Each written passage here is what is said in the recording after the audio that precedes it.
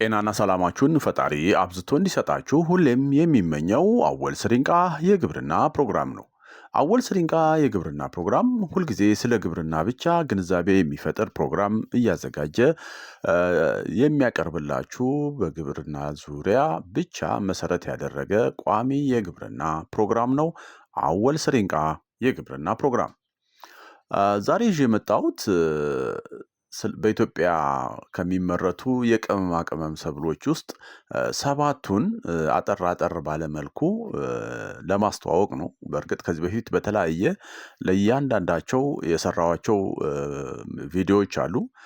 ዛሬ ግን የሀገራችንን አቅም በሚገልጽ መልኩ ነው ለማስቀመጥ የምፈልገው።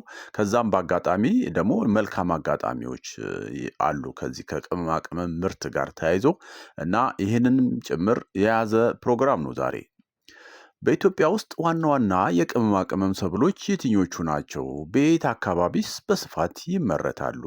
በኢትዮጵያ የቅመማ ቅመም ሰብሎችን ለማልማት ምን እድሎች አሉ? የሚሉትን የሚመልስና ሌሎችንም መረጃ የያዘ ነው። በኢትዮጵያ ውስጥ 7 ዋና ዋና የቅመማ ቅመም ሰብሎች የሚባሉት እንደ በርበሬ፣ ዝንጅብል፣ እርድ፣ ኮረሪማ፣ ጥቁር አዝሙድ፣ አብሽና የጥብስ ቅጠል በዋነኛነት የሚጠቀሱ ናቸው። በዋናነት የሚበቅሉበት ደግሞ በደቡብ ምዕራብ፣ በደቡብ ክልል፣ በኦሮሚያና በአማራ ክልሎች በሰፊው እየተመረቱ እንደሆነ መረጃዎች ይገልጻሉ። ዋነኛ የምርት ቦታዎችን ያው በደቡብ ምዕራብ በተለይ ደግሞ በደቡብ ምዕራብ በተለይም በካፋ እና እንደዚሁ ደግሞ እንደ ዝንጅብልና እርድ ላሉ ሰብሎች ደግሞ በዝቅተኛ ቦታዎች ላይ እንደዚሁ በሰፊው ይመረታሉ። እያንዳንዳቸውን ዘርዘር አድርጌ ከዚህ በታች አቀርብላችኋለሁ። የመጀመሪያው በርበሬ ነው። በዓለም ደረጃ በርበሬን በማምረት እንደ ህንድ፣ ቻይና እና ሜክሲኮ ከ1 እስከ 3 የተቀመጡ ሀገራቶች ሲሆኑ ሀገራችን ከዓለም በ10ኛና ከአፍሪካ ደግሞ ከግብፅና ናይጄሪያ በመቀጠል በ3ኛ ደረጃ ላይ ተቀምጣለች። በርበሬ በጣም የተለመደው ቅመምና በባህላዊ የኢትዮጵያ ምግቦች ውስጥ በስፋት ጥቅም ላይ የሚውል ሲሆን ከፍተኛ የምርት ድርሻም አለው። በርበሬ በኢትዮጵያ ውስጥ ዋነኛ የሆነ የገንዘብ ምንጭና የቋሚ የምግብ አካል ነው። በምግብ ስርዓት ውስጥ ዋነኛ እና የማይጠፋ ማለት ነው። በመላ ሀገሪቱ በሚገኙ አነስተኛ እርሻዎች በተለይም በኦሮሚያ፣ በደቡብ ኢትዮጵያና በአማራ ክልሎች በስፋት የሚመረት ሲሆን ታዋቂው ማራቆፋና በዝርያ ለበሽታ ተቋቋሚነት ይታወቃል። ስለሆነም በሰፊው ይመረታል። ማራኮፋና ማለት ነው። በርበሬ በሰፊው የሚመረትበትን ከፍታ ስናይ ከ1400 እስከ 1900 ሜትር ከፍታ ባለባቸው አካባቢዎች ይህም ደግሞ ያው ወይና ደጋ ዞን ተብሎ በሚጠራው አካባቢ ማለት ነው። ጥሩ የበርበሬ ዛላ የሚገኘው በቀን የሙቀት መጠኑ ከ21 እስከ 27 ዲግሪ ሴንቲግሬድ እና በሌሊት ደግሞ የሙቀት መጠኑ ከ15 እስከ 20 ዲግሪ ሴንቲግሬድ ቢሆን ይመከራል። ከ600 እስከ 1200 ሚሊ ሜትር ዓመታዊ ዝናብ ያስፈልገዋል በርበሬ ጥሩ አድርጎ ለማምረት። ሞቃታማና ከፍተኛ ዝናብ ባለባቸው አካባቢዎች በደንብ የሚፋሰስ አሸዋማ አፈር እንደዚሁም ደግሞ ከ6.5 እስከ 7.5 የፒኤች መጠን ያለው አፈር ለበርበሬ ይመረጣል። 2 ዝንጅብል በዓለም ደረጃ ዝንጅብልን በማምረት ህንድ፣ ናይጄሪያ እና ቻይና ከ1 እስከ 3 የተቀመጡ አገራቶች ሲሆኑ ሀገራችን ከዓለም በ13ኛ እና ከአፍሪካ ደግሞ ናይጄሪያ እና ካሜሩን ቀጥሎ በ3ኛ ደረጃ ላይ ተቀምጣለች። ዝንጅብል በኢትዮጵያ ውስጥ ዋና ቅመም ሲሆን ለምግብም ሆነ ለኤክስፖርት በጣም አስፈላጊ ነው።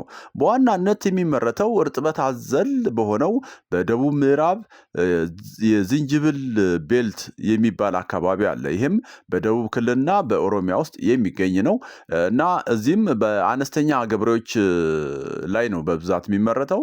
እንደ ወሳኝ የገቢ ምንጭ ሆኖም ያገለግላቸዋል።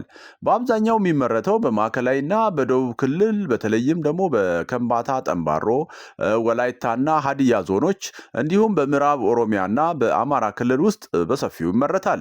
ከ1000 እስከ 1500 ሜትር ከፍታ ባላቸው ቦታዎች ላይ የሚመረት ሲሆን ከ19 እስከ 28 ዲግሪ ሴንቲግሬድ ባለው በሞቃታማ የአየር ጠባይ ውስጥ በሰፊው ይመረታል።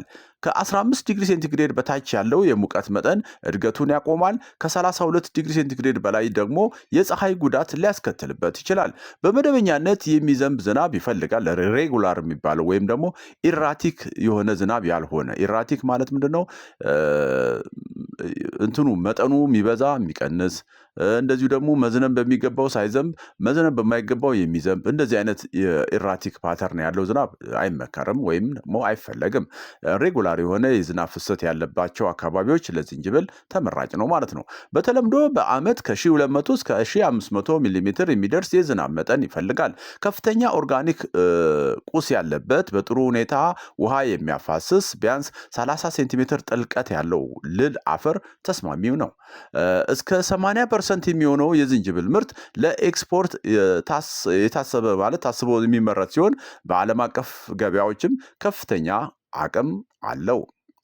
3 እርድ በዓለም ደረጃ እርድን በማምረት ህንድ፣ ማይናማር እና ባንግላዴሽ ከ1 እስከ 3 የተቀመጡ ሀገራቶች ናቸው። አገራችን ደግሞ ከዓለም በ10ኛና በአፍሪካ ደግሞ በአንደኛ ደረጃ ላይ ተቀምጣለች እርድን በማምረት። በኢትዮጵያ ውስጥ ዋነኛ የንግድ ቅመም ሰብል ሲሆን በዋናነት በሸካ፣ ቤንች ማጂ እና ከፋ ዞኖች በሰፊው ይመረታል። እርድ ለአገር ውስጥ ጥቅምና ለኤክስፖርት ተብሎ በአነስተኛ እርሻ ባላቸው ገበሬዎች የሚመረት ነው። ከዝንጅብልና በርበሬ በመቀጠል ዋና የኤክስፖርት ሰብል ነው። እርድ በኢትዮጵያ ከዝቅተኛ እስከ መካከለኛ ከፍታ ባለባቸው አካባቢዎች መመረት የሚችል ሰብል ነው። ከባህር ጠለል በላይ እስከ 2000 ሜትር ድረስ በተሻለ ሁኔታ ይመረታል። ከ20 እስከ 35 ዲግሪ ሴንቲግሬድ ባለው የሙቀት መጠን ባሉ አካባቢዎች በሰፊው ይበቅላል። ከፍተኛ ዝናብ ያላቸውን አካባቢዎች ይመርጣል። በተለይም በዓመት ከ1500 ሚሊ ሜትር ወይም ከዛ በላይ ባለባቸው አካባቢዎች የበለጠ ይስማማዋል። በደንብ ውሃ በሚያፋስስ አሸዋማ ወይም የሸክላ አፈር ሆኖ ከ4.5 እስከ 7.5 የፒኤች መጠን ባለው አፈር ላይ በይበልጥ ይስማማዋል። እርድ 4 ጥቁር አዝሙድ በዓለም ደረጃ ጥቁር አዝሙድን በማምረት ህንድ፣ ኢራን እና ሶሪያ ከ1 እስከ 3 የተቀመጡ ሀገራቶች ሲሆኑ አገራችን ደግሞ ከዓለም 5ኛና ከአፍሪካ በአንደኛ ደረጃ ላይ ተቀምጣለች። ጥቁር አዝሙድ ለምግብ ዝግጅትም ሆነ ለመድኃኒትነት ተብሎ በስፋት የሚመረት ነው። ጥቁር አዝሙድ ከዝንጅብል ቀጥሎ በጣም አስፈላጊ የሆነ የቅመማ ቅመምና የመድኃኒት ሰብል ነው። ለኢትዮጵያ ምግብና ባህላዊ ሕክምና አስፈላጊ የሆነ ንጥረ ነገር ሲሆን በጸረ ኦክሲዳንት፣ በጸረ ተዋሲያ እና በአመጋገብ ባህሪያቱ ይታወቃል። በመላ ሀገሪቱ በተለይም በደጋማ አካባቢዎች በስፋት ይበቅላል። ዋና ዋና የምርት ክልሎች ኦሮሚያ፣ አማራና ደቡባዊ ክልልን ያካትታሉ። ለጥቁር አዝሙድ ምርት በጣም ጥሩ የከፍታ የባህር ጠለል ከፍታውን ስናይ ከ1500 እስከ 2500 ሜትር ሲሆን ብዙውን ጊዜ ከወይና ደጋ እስከ ደጋማ የግብርና ስነ ምህዳር ላይ ጥሩ ይመረታል። ለጥሩ እድገት የሚያስፈልገው አማካኝ የሙቀት መጠን ከ12 እስከ 20 ዲግሪ ሴንቲግሬድ ይፈልጋል። በደንብ ውሃ በሚያፋስስ ለምነት ያለው አሸዋማ ከአሸዋማ እስከ ለም የሆነ እና ከ5 እስከ 8 የፒኤች መጠን ያለው አፈር ይመረጣል። ለጥቁር አዝሙድ ጥቁር አዝሙድ በተለይ ለአነስተኛ ገበሬዎች እንደ ዋና የገንዘብ ምንጭ ሲሆን የዘሩና የዘይት ፍላጎት በሀገር ውስጥም ሆነ በዓለም አቀፍ ደረጃ እየጨመረ እንደመጣ መረጃዎች ይገልጻሉ። 5 ኮረሪማ በዓለም ደረጃ ኮረሪማን በማምረት ጓቲማላ፣ ህንድ እና ኔፓል ከ1 እስከ 3 የተቀመጡ ሀገራቶች ሲሆኑ አገራችን ከዓለም 13ኛ እና ከአፍሪካ ኡጋንዳ በመቀጠል በሁለተኛ ደረጃ ተቀምጣለች። ኮረሪማ በሀገራችን ምግብ እና ባህል አስፈላጊ የሆነ የአገር በቀል ቅመም ነው። ኮረሪማ የሚመረተው ከደረቁ የእጽዋቱ ዘሮች ሲሆን ይህም በኢትዮጵያ ተወላጅና ብዙውን ጊዜ በደቡብ ምዕራብ ደኖች ውስጥ ይበቅላል። ለቤት ውስጥ ፍጆታና ለገበሬዎች የኑሮ መሰረት ከሆኑት በጣም አስፈላጊ ባህላዊ ቅመሞች አንዱ እንደሆነ ይታሰባል። በዋናነት የሚመረተው በደቡብ ምዕራብና በምዕራብ ደጋማ አካባቢዎች በሞቃት እርጥበት አዘል በሆኑ አካባቢዎች በተለይም ከ55 እስከ 63% ጥላ ባላቸው ደኖች ውስጥ ይበቅላል። ለኮረሪማ በጣም ምርታማ የሆኑት አካባቢዎች በአገሪቱ ውስጥ ከባህር ጠለል በላይ ከ1000 እስከ 2000 ሜትር ርቀት ላይ ይገኛሉ። 6 አብሽ በዓለም ደረጃ አብሽ በማምረት ህንድ፣ ፓኪስታንና ኔፓል ከ1 እስከ 3 የተቀመጡ ሀገራቶች ሲሆኑ ሀገራችን ከዓለም 7ኛና ከአፍሪካ ደግሞ ከግብፅ በመቀጠል በሁለተኛ ደረጃ ላይ ተቀምጣለች። አብሽ በባህላዊ ምግቦች ውስጥ ባለው ልዩ መዓዛና ጣዕም የሚመረት ዋና ቅመምና የመድኃኒት ተክል ነው። አብሽ በሀገራችን ውስጥ በዋናነት በአማራና በኦሮሚያ ክልሎች መካከለኛና ከፍተኛ ከፍታ ባላቸው አካባቢዎች ማለትም ከ1800 እስከ 2300 ሜትር ከፍታ ባላቸው አካባቢዎች በዝናብ ማብቂያው ወቅት የሚዘራ ሰብል ነው። ማብቂያው ዝናቡ ኢንድ ኦፍ ሬኒ ሲዝን ማለት ነው። የክረምቱ ዝናብ በሚያበቃበት ወቅት ላይ መሰረት ተደርጎ የሚዘራና በቀሪ እርጥበት የሚመረት ነው አብሽ ማለት ነው። በደንብ ውሃ በሚያፋስስ ጥቁር አፈር ላይ እና ቀዝቃዛ የአየር ሁኔታ ማለትም ከ8 እስከ 27 ዲግሪ ሴንቲግሬድ ውስጥ ይበቅላል። ይህም ብዙውን ጊዜ በመስከረም ወይም ጥቅምት ወር የሚዘራ ሲሆን የተረፈውን እርጥበት በመጠቀም ነው የሚመረተው አብሽ። 7 የጥብስ ቅጠል። በዓለም ደረጃ የጥብስ ቅጠልን በማምረት ህንድ፣ ቱኒዚያ እና ሞሮኮ ከ1 እስከ 3 የተቀመጡ ሀገራቶች ሲሆኑ ሀገራችን በዓለም ደረጃ 6ኛና ከአፍሪካ ደግሞ በ3ኛ ደረጃ ተቀምጣለች። ሮዝሜሪ ወይም ጥብስ ቅጠል ቋሚ ተክል ስለሆነ ለ5 ዓመት ወይም ከዚያ በላይ የሚሰበሰብ ዘላቂ ሰብል ነው። በተለይም ለቅጠሎቹና ለአስፈላጊ ዘይት ምርታማነቱ የሚፈለግ ሰብል ነው። በደንብ ውሃ በሚያፋስስ ለም አሸዋማ አፈር ላይ ከ1500 እስከ 3000 ሜትር ከፍታ የሚደርስ ከ4.5 እስከ 8.7 ፒኤች መጠን የሚስማማው ሰብል ነው። ሙሉ የፀሐይ ብርሃን ይፈልጋል። ይህም ለክፍትና ለፀሐያማ ቦታዎች በጣም ተስማሚ ያደርገዋል። አንዴ ስር ከያዘ ደረቅ ሁኔታዎችን መቋቋም ይችላል።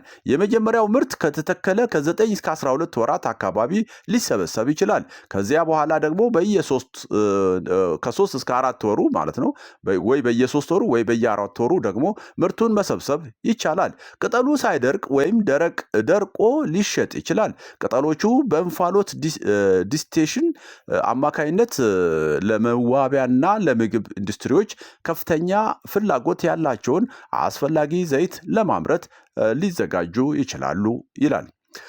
ይሄን ካልኩኝ እስቲ በሌላው ደግሞ ምናልባት ያልጠቀስኩት በኢትዮጵያ ደግሞ የጥብስ ቅጠል ምርት የሚመረትባቸውን አካባቢዎች ለመጥቀስ ያህል በመካከለኛው ኢትዮጵያ የስልጤና ጉራጌ ዞኖች በሰፊው ይመረታል።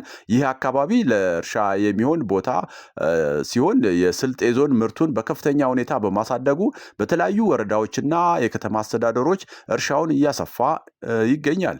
በኦሮሚያ ክልል በተለይም በሸገርና ሰበታ ሐዋስ ባሉ ዋና ከተማ ዙሪያ ባሉ አካባቢዎች ከፍተኛ ምርትም ይታያል። ከላይ ከተጠቀሰው በተጨማሪ መንግስት የሰብሉ ከፍተኛ የኤክስፖርት ዋጋ ስላለው ወደ ሌሎች አካባቢዎችም እርሻውን ልማቱን ለማስፋፋት ትኩረት እያደረገ እንደሆነ መረጃዎች ያሳያሉ። ለዚህም ሀዲያና ሀላባ ዞኖችን ጨምሮ በአገራችን የቅመማ ቅመም ሰብሎችን ለማምረት ያለውስ መልካም አጋጣሚ ምን ይመስላል የሚለውን ደግሞ ላካፍላችሁ። አገራችን የተለያዩ የግብርና ስነ ምህዳርና ለቅመማ ቅመም ምርት ተስማሚ የአየር ንብረት ሁኔታዎች መያዟ አንዱ መልካም አጋጣሚ ነው።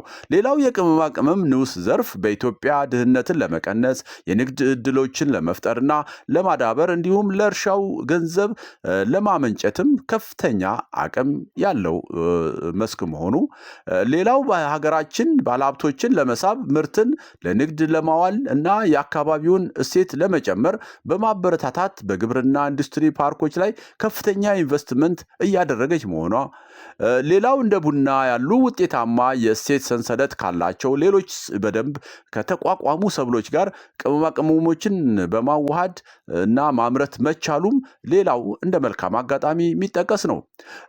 በመጨረሻም የተቀነባበሩ ቅመሞች ጥሬ ከሆኑ ቅመሞች በጣም ውድ ናቸውና በዚህ ረገድ የገጠር እሴት መጨመር ባለሀብቶች ትርፍ ለመጨመር ትልቅ እድል መስጠቱ በዋናነት የሚጠቀሱ መልካም አጋጣሚዎች ናቸው።